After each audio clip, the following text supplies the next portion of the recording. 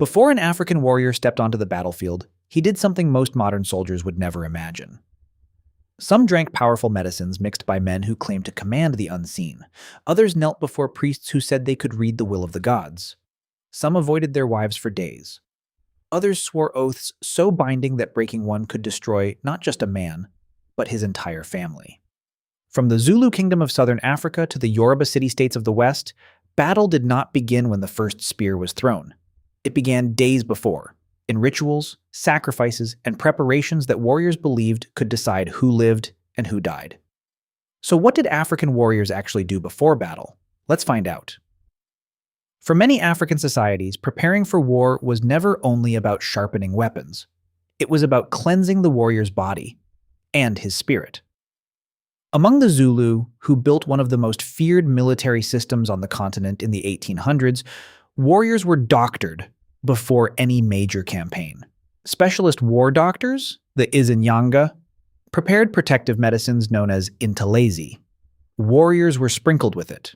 Some drank bitter herbal mixtures meant to make them vomit, purging weakness and bad luck from the body. The goal was simple: remove fear, remove pollution, remove anything that might draw misfortune down onto the army.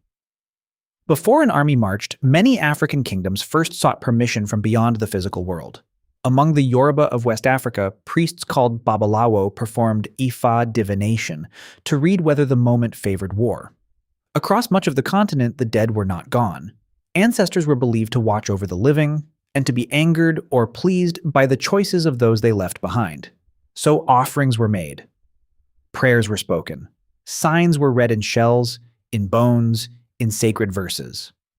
If the omens were bad, some rulers postponed a campaign entirely.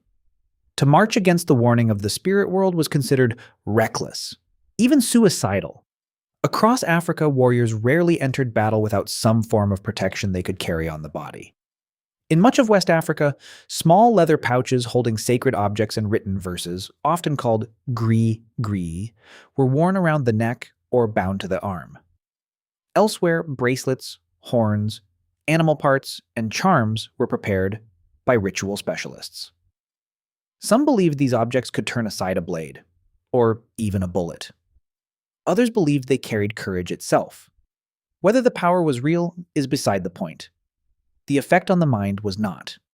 A warrior convinced he could not be killed fought like a man with nothing left to fear. In a number of African warrior traditions, discipline reached far beyond the drill ground. Before a major campaign, some warriors were forbidden certain foods. Others were expected to abstain from sex in the days before battle. These restrictions were believed to protect a man's spiritual strength and keep his focus undivided. The warrior was meant to give his whole mind to what was coming. Every restraint carried meaning. Every sacrifice was proof of commitment. Long before two armies met, the ground often shook with song, chant, and dance. Among the Zulu, warriors performed the giya, a war dance in which a man leapt forward and acted out his deeds in combat before his regiment. They stamped, they sang, they beat their shields and roared their battle cries. These performances did several things at once. They bound the regiment into a single body, they built courage in the young and the untested, and carried across open ground, they were meant to put fear into the enemy before a single weapon was raised. By the time the fighting began, many warriors already believed the victory was theirs. Before battle, warriors in many societies swore solemn oaths. These were not ordinary promises, they were sacred bonds, witnessed by the community, the ancestors, and the gods. To break such an oath could bring shame down not only on the warrior, but on his whole family and on his descendants. Loyalty, courage, and sacrifice were not simply admired, they were demanded. And in many traditions, a warrior was expected to choose death over dishonor. As dawn came closer, preparation entered its last stage. Spears were sharpened, shields were checked, commanders gave their final orders. Some men prayed quietly. Others sat alone, weighing the chance that they would not come home.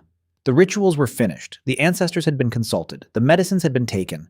Now only one thing was left: battle. Across Africa, warfare was never only about weapons and tactics, it was bound up with belief, with discipline, with community, and with the unseen. Warriors prepared their bodies, but they prepared their minds and their spirits just as carefully. To them, victory was not decided by strength alone. It was decided by preparation, by courage, and by the favor of forces greater than any man.